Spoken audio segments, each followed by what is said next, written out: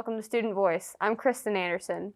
With the rise of video games through the last 50 years, they have almost definitely had an impact on people's lives. Whether it be positive or negative, huge or minor, it still stands that there was an impact of some sort.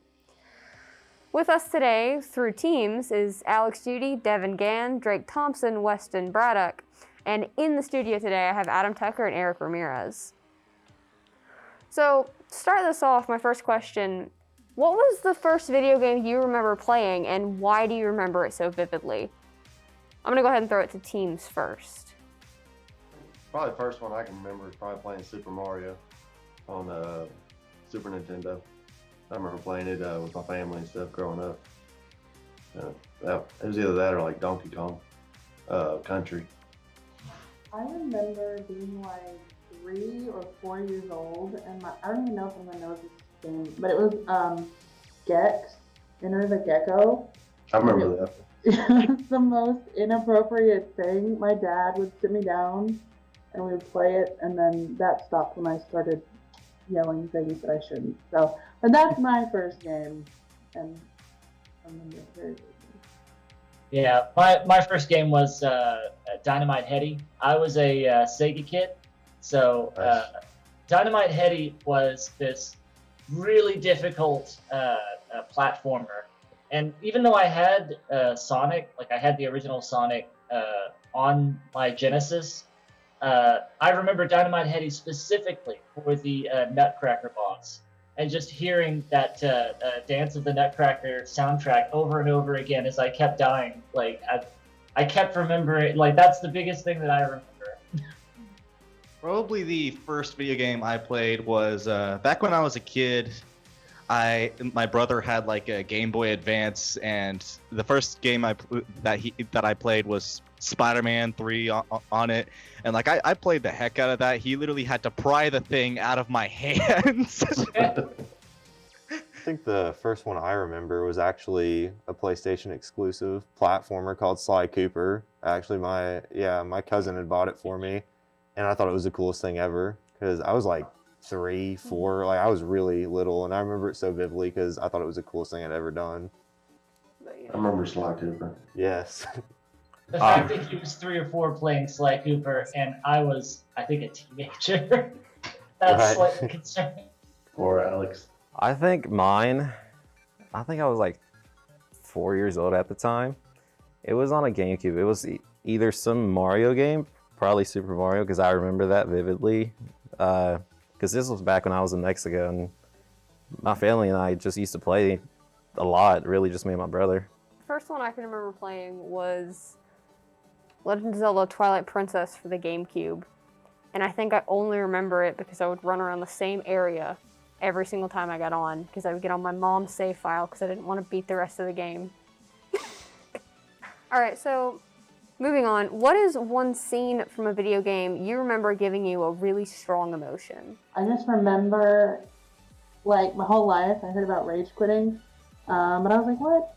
And then I played Bloodborne, and I was like, that was the strongest emotion I've ever had for a video game, and I was so mad, and it was terrible.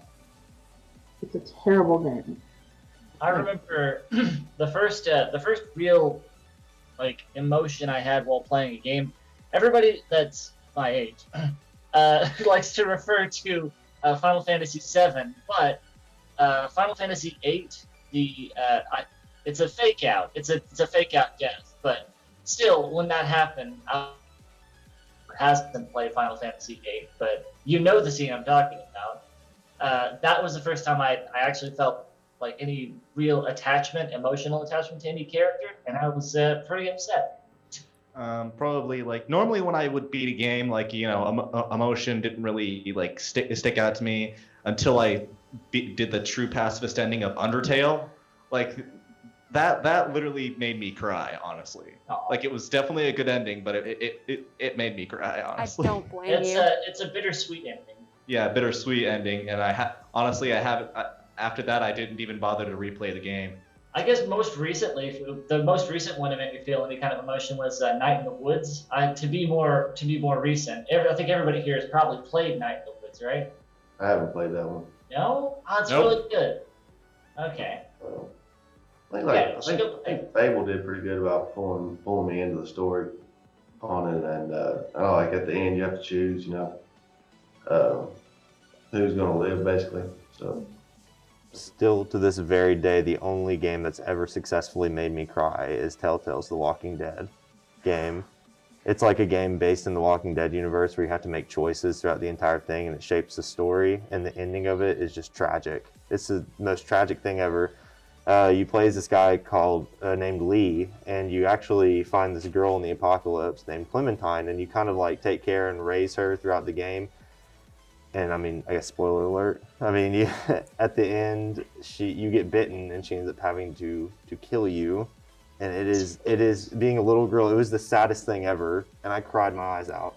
It's the only game ever. I that made me vividly do that. remember that scene. Yes. I cried for 10 minutes after we played that scene. Yeah. Like, just cried. So which path did you choose at the end? Did you take the shot or no? I did. Mhm. Yeah. I did as well.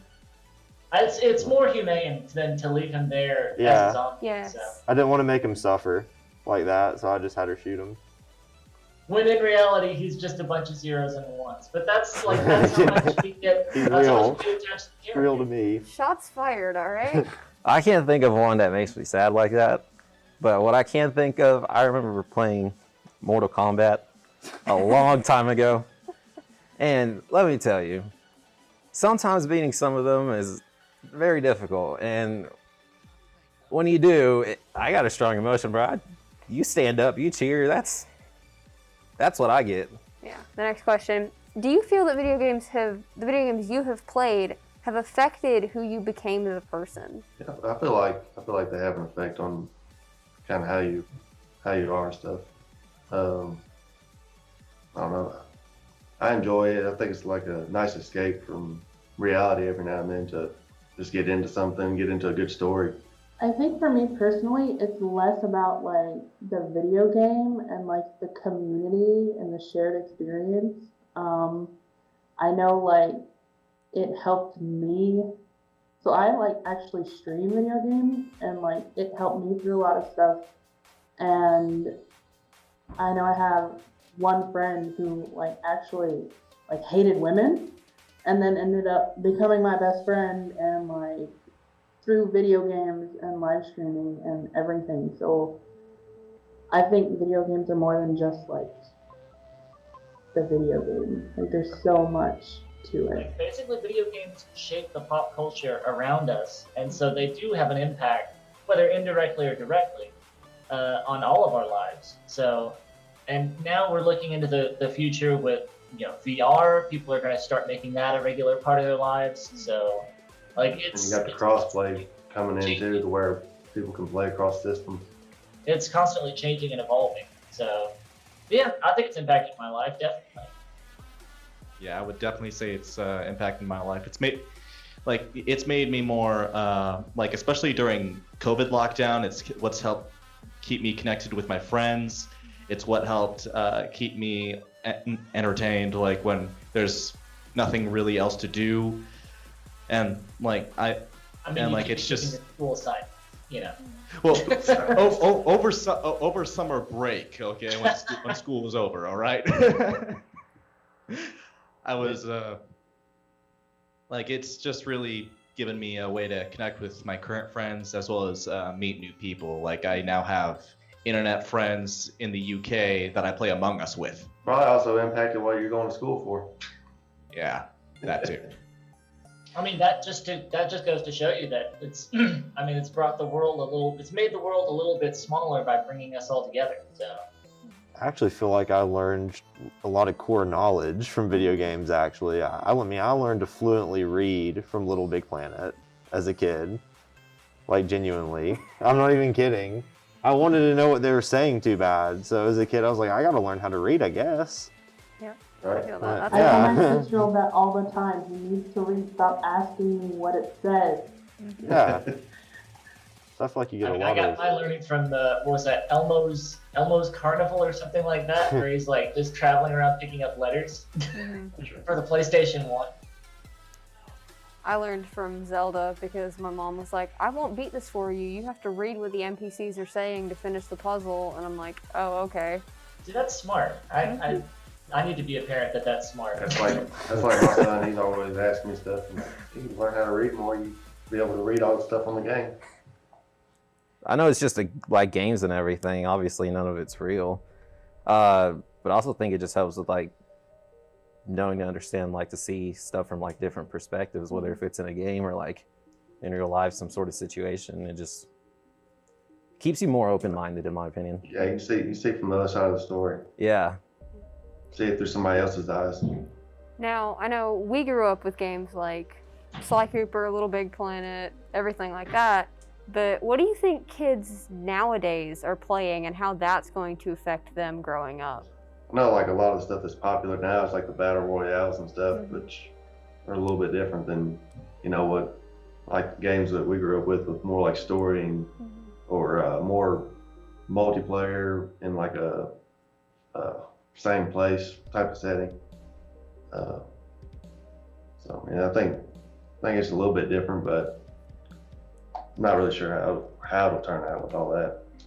I mean, I know, like, with my son, I have, like, a 6-year-old, and he does get a little bit addicted. So it's having to monitor that, but I don't think it's just, I mean, there's violence in the games, but it's also the media and the culture. Like, there are parents that aren't really monitoring these things or like teaching their kids what they're seeing or talking to their kids. So it's not just like, as a mom, one of the things that gets on my nerves is kids who go video games and they're so like mean, and then your kid wants to go watch that and then they start like being mean, and so it's like a whole culture that has to be, it's complicated. Culture is complicated. So video games can be good for the kids, but it's a double-edged sword. Games have kind of shifted too from like how a lot of them, like, growing up there was like Spyro and Crash and things like that are kind of like more family friendly versus like a lot of them now that some kids probably shouldn't be started on yet until they're at a certain age. A lot of it now is more targeted at an adult audience. And a lot of it has to do with moderation. Listen, I fully agree with Simon Sinek's thoughts on social media, because it's basically like giving kids, and that social media also going into what Vaughn was talking about with the gaming culture and that kind of thing. Everything is good in moderation, but if a little bit of alcohol is okay, too much alcohol is a problem. So we have the same situation where when I was younger, the most we had to really worry about was just violent video games. And that wasn't even a real concern. It was just what politicians wanted to talk about. And just speaking to that, the only reason that was a problem is because we didn't really have all that much to really go off of, right? We had console games and the occasional violent PC game, right? That's it. Now you've got console games, you've got people who just watch YouTube for gaming, people who are getting into the VR scene, people who are, in mobile markets have put more games into more people's hands to basically get them more addicted to it. And I think we need to probably have a discussion on that at some point. But all that said, just moderation. Moderation needs to be talked about in some way, right? So that's sort of my thoughts on it. Yeah, I definitely agree. Like, it's way too accessible like it's too easy to access certain content. Like for example, when I was a kid, like I wasn't allowed to play games like Halo or Call of Duty until I reached the recommended age for those games. Meanwhile, you've got kids nowadays playing GTA 5 or Call of Duty Modern Warfare, Rainbow Six, and like that's Yeah, because And like all they got to do is have a Steam account now. Back when I was younger, you had to actually go to the store with your mom or dad and physically buy the game, and they had to look at the game at the time and be like, what's this funny little white box in the corner? What does that mean? Right. And it would show you what was in the game. And it's like, now they don't have to do that. If you give if you give a teenager like a little spending credit card or whatever, they'll go out and they'll just buy this game on Steam with no parental nothing. And back Right. when you actually had to go to the store, you had to show an ID proving that Yes. you were over 18 to be able to buy this game. But now, anybody from the age of 6 to 17 can buy any game that they really want to, just by hitting a button. Even games that you buy, you go out and buy a $70 game, it's full of paid add-ons. It's full of ads. Like, the kids are being bombarded with, like, buy this, buy that. Don't forget about the mechanics that push them to actually buy those things, right? They actually put mechanics in the game. Those are surprise mechanics, as EA likes to call them. Loot boxes. Yeah. Well, thankfully those have been sort of regulated. But yeah, that's those surprise mechanics will get you every time. You just pay $50 for the skin. Well, I went to visit family in Indiana, and my little cousin, he loves to play Fortnite on his PS4. And one of the things that he did most of the time I was there was literally beg his mother to buy him V-Bucks. This is definitely a very interesting conversation, and it's nice to hear different points of view. Anything you guys want to add? To kind of, shift it to the positive a little bit of it. I mean, there's a lot of negatives and things now, but I do think with what kids are playing now, it will make them more social in the long run. Mm-hmm. Because if you look at like what we played growing up, I mean, you had like Mario Kart and stuff where you'd go to your friend's house and plug in. Now with this online, everything is multiplayer, like he said, meaning that a lot of it requires teamwork and communication to even succeed, even a little bit. So I think that's kind of a positive look on some of it. I think it'll make them better communicators. Yeah. Well, with games like Modern Warfare, like the popular ones, I can't speak for Fortnite, I've never played it, but Modern Warfare's Battle Royale, you are actually working on a team to be the best team. You're not fighting against your team. So that's a good thing. I like that. Mm-hmm. We used to call that team deathmatch back in the day. But, Yes. Yeah. Well, this has definitely been a very interesting, very informative, and very talkative show. But it is a talk show, so guess that's a good thing. That is all we have for this episode of Student Voice, though. Have a great day.